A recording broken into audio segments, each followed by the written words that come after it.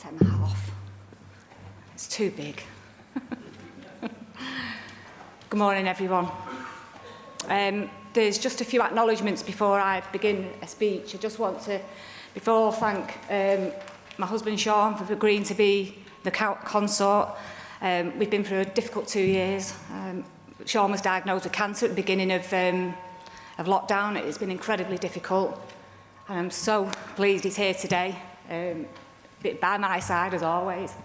My children are all here, and I have two foster parents, ex-foster parents who are here today, and proudly, Alex and Brenda. I've not seen you for over 35 years, and it's wonderful that you're here to support me. Thank you. And of course, all my family and friends. I would firstly like to thank all my amazing family and friends for turning up today. And I would also just to reflect a few seconds on family and colleagues who are sadly no longer with us. I need to name a couple of special people that have had a massive influence on my life and helped and supported me to get where I am today. Firstly, the late, great former councillors, Mick Loughman and Andy Harland. They're always in my heart. And then there's Jim Battle and Andy Smith for helping me to become a councillor in the first place. I'll get you later for that. And then last but not least, former councillor John Longsdon and his wife Jackie for not only being great colleagues, but truly special friends. I believe Manchester is the greatest city in the world. I'm so proud of our city, and I'm deeply humbled that my friends and colleagues have chosen me to be the Lord Mayor of Manchester for the year of the child. I grew up in the care system in Manchester. I lived on many of our council estates across this city, all of them only a few miles away from this town hall. Back then, I would never have dreamed for 1 second that someone like me could be elected as the Lord Mayor of Manchester. As life wasn't always good to me, I was placed in the care system at the age of 6 months to the age of 18. I was pushed from pillar to post, living in more than a dozen homes and attending more than a dozen schools, all from the age of 12. Foster parents, family group homes and children's homes. As a child, I suffered all kinds of abuse, from adults that were supposed to be in my life to protect and care for me, even my own mother. As you can imagine, my teenage years were not that much better. I do apologise for the heartache I put you through sometimes.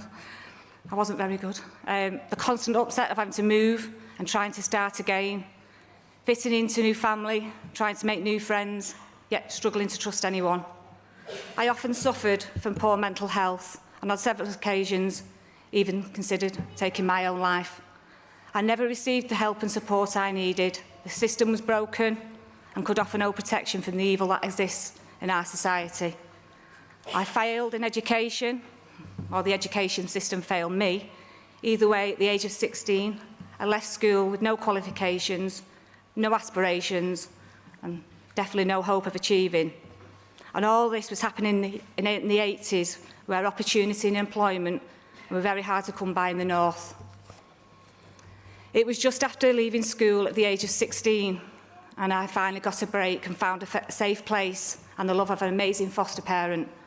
She sadly passed away earlier this year, and I'm really heartbroken she can't be here today because she'd have been shouting, and you can do anything, Donna, anything you want. Patricia, Pat, she helped me transition into a young woman and helped me to build in me the aspirations I needed to achieve and the confidence to actively seek employment. That was difficult. She wasn't interested in it. At the age of 23, I got married and I had 2 beautiful children. But in a short space of time, the relationship hit problems and became a very toxic environment. Shouting and arguments quickly turned into physical fighting. And at the age of 24, I decided the relationship was negatively impacting on my mental health, and I was worried about my children. I did not want them growing up and witnessing domestic violence, so I left.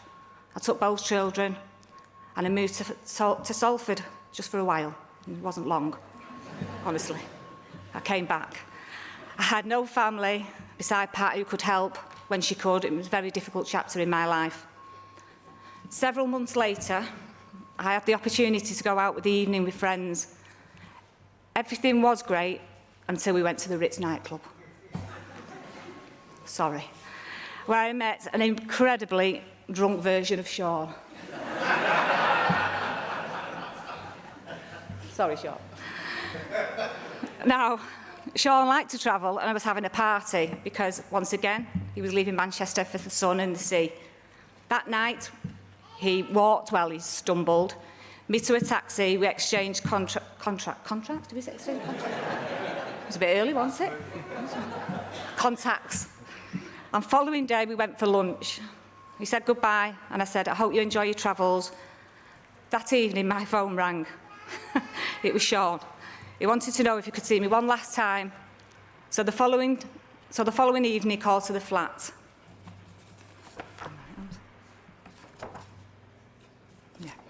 And we said our goodbyes, and I hope you enjoy your travels. 3 days later, there was a knock at the door. I know, you guessed it. It was Sean.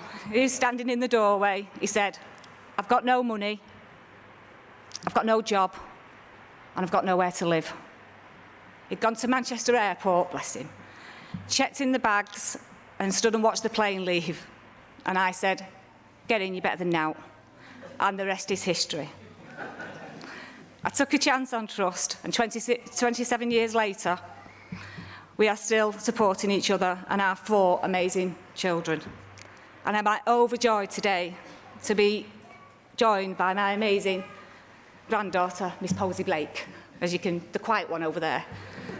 I shouldn't say much. Sean effortlessly slipped into the stepdad role, and I was adopted by his mum. Margaret was the most loving, the most understanding, the most caring woman I'd ever met. Sadly, she passed away several years ago, and you know, lately, I've been thinking a lot about her.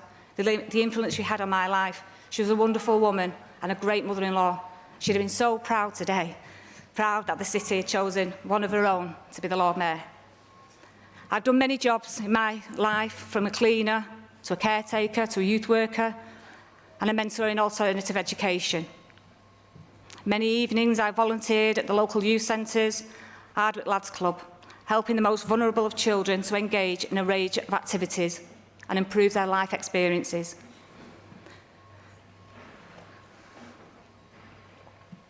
But I don't want any accolade for volunteering. Working with those young people of Manchester was helping me more than it was helping them. I've always wanted to improve the lives of young people and help those who needed it most. I became a councillor 9 years ago to help to be a voice for the vulnerable, for the people, for the residents of Manchester.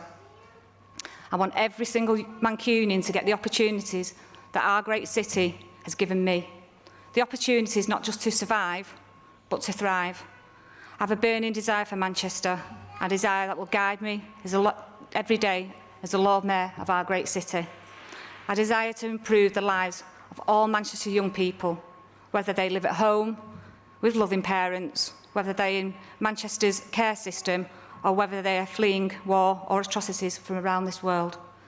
Manchester is their home, and we need to protect, we need to love, and we need to inspire our young people to reach their full potential. Manchester is their city. Let's make it the best city in the world for every child, so they get the opportunities to build a better future, a happy future, a Manchester future. I want to end by making a promise to all young people of Manchester. I promise to always be a Lord Mayor for all Manchester young people, to work hard, to make life better for everyone, regardless of your background, and to do everything in my power to make sure you get the opportunities that our incredible city gave to me. Growing up in care, being a care leaver does not define me. The scars it left does not define me. My achievements define me. My achievements make me who I am and who I want to be. So from care to the Lord Mayor of this great city, and the work I will do in the coming year will define who I am. Thank you.